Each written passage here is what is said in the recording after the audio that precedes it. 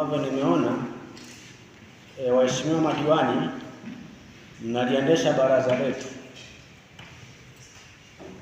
katika hali ya usawa, lakini uwazi na uhuru. Jambo hili binafsi nimefarijika nalo sana, na tukienda kwa utaratibu huu mimi naamini tunakwenda kuijenga na kuimarisha vizuri halmashauri yetu na kutoka hatua moja kuelekea hatua nyingine. Tulivyoingia na mwenyekiti, tumekuta tupo kwenye mjadala wa ajenda namba 5 kama sijakosea, kwa namna nilivyomsikia kaimu mkurugenzi,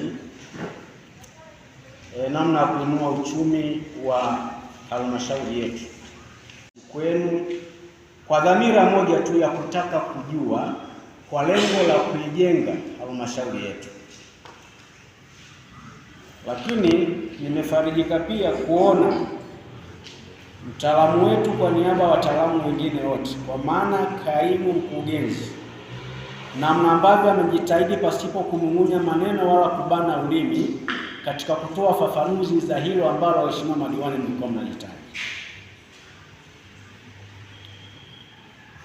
Nina kila sababu ya kuwapongeza sana pande zote, kwa maana ninyi waheshimiwa madiwani wenyewe, lakini kwa maana ya kaimu mkurugenzi na wataalamu wengine wote kwa ujumla, kwa kuwa natambua majibu ya kaimu mkurugenzi ndio majibu ya wataalamu.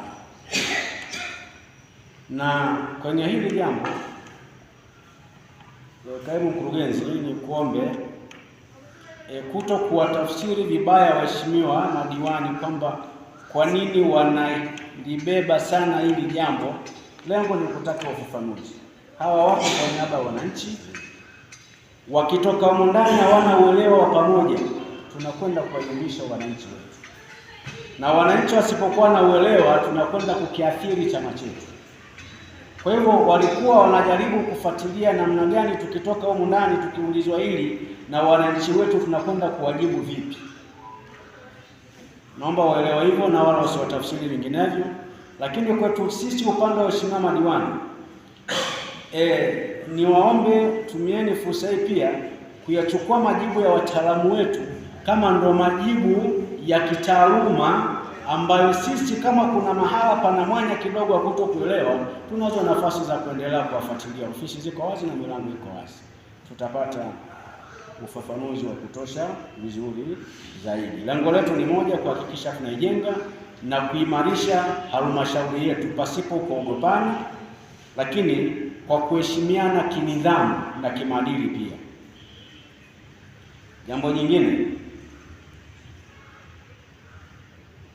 niwaombe, na kwenye hili mwenyekiti utakusamehe kidogo, niwaombe mara baada ya kikao hiki kumalizika, waheshimiwa wajumbe, kwa maana madiwani wetu wote tuliopa katika ukumbi huu, tutamwomba mwenyekiti wetu kwa maana ya mstahiki meya akiwemo na yeye mwenyewe, tutaazima ile ofisi yake tutaigeuza kaka ukumbi kadogo.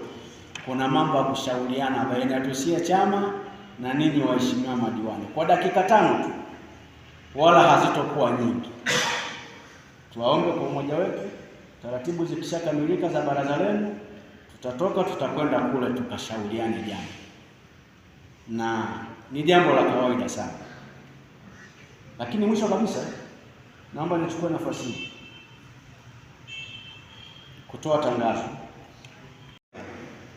Sisi Waswahili wa mtaani si rahisi kuzielewa vizuri, na madhali pia meya naye ni mwanasheria. Sisi maamuma bwana, msione ajabu kuwa tunauliza yale, na tutataka na sisi huku kwenye chama mtupige brush juu ya hizi kanuni zenu, maana kanuni tunabaki hatuna pahala pa kuchangia kama hatujui kanuni vizuri. Baada ya hayo, ndugu zangu,